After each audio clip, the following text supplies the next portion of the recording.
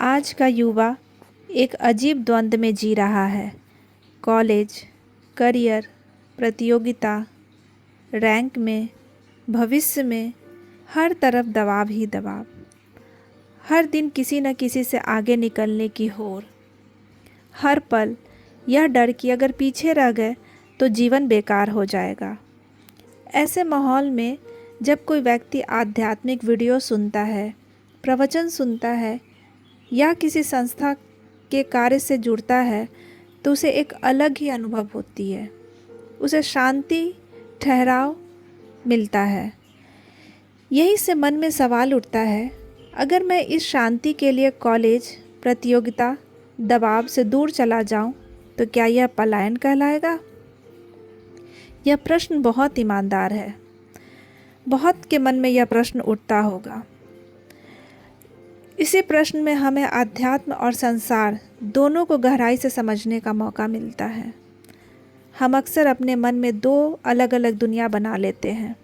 सांसारिक दुनिया जिसमें संघर्ष है, डर है, मेहनत है, तनाव है, प्रतिस्पर्धा भी है। आध्यात्मिक दुनिया जहाँ शांति, प्रेम, आनंद, सहिष्णुता और आराम है। लेकिन यह विभाजन काल्पनिक है। असल समस्या यह है कि हमने न संसार को ठीक से समझा और न आध्यात्म को। आध्यात्म को हम एक आरामगाह समझ लेते हैं जहाँ जीवन की सारी मुश्किलें अपने आप समाप्त हो जाएगी। सच यह है कि यह सोच ही सबसे बड़ा धोखा है। जिंदगी में ऐसा कुछ नहीं होता है।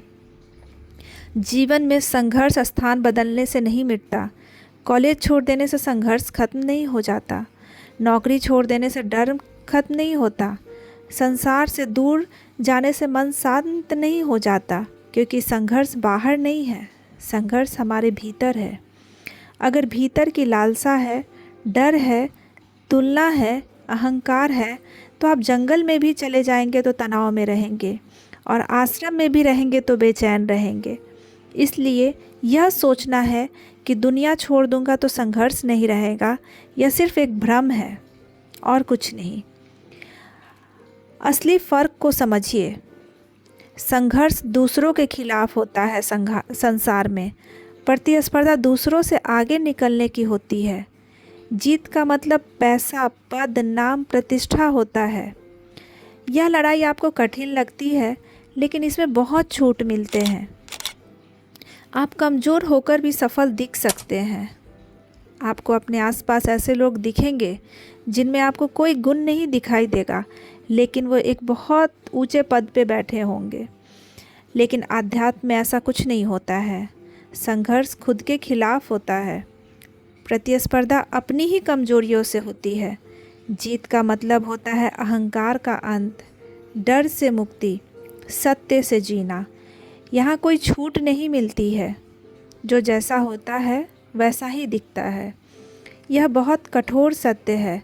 जो व्यक्ति संसार में मेहनत से डरता है वह आध्यात्म में टिक ही नहीं सकता, क्योंकि आध्यात्म कहता है अपनी हर कमजोरी को देखो, कोई बहाना मत बनाओ, कोई दोष किसी और पर मत डालो। दुनिया में आप दूसरों को धोखा दे सकते हैं, आध्यात्म में आप खुद को धोखा नहीं दे सकते। यहाँ न्यायाधीश कोई और नहीं, आप स्वयं होते हैं। वीडियो सुनकर शांति जरूर मिलती है, यह गलत नहीं है, यह सत्य है, लेकिन यह पहला कदम है, मंजिल नहीं होती। यह वैसे ही है जैसे बीमारी में दर्द की गोली मिल जाए पर बीमारी ठीक नहीं होती।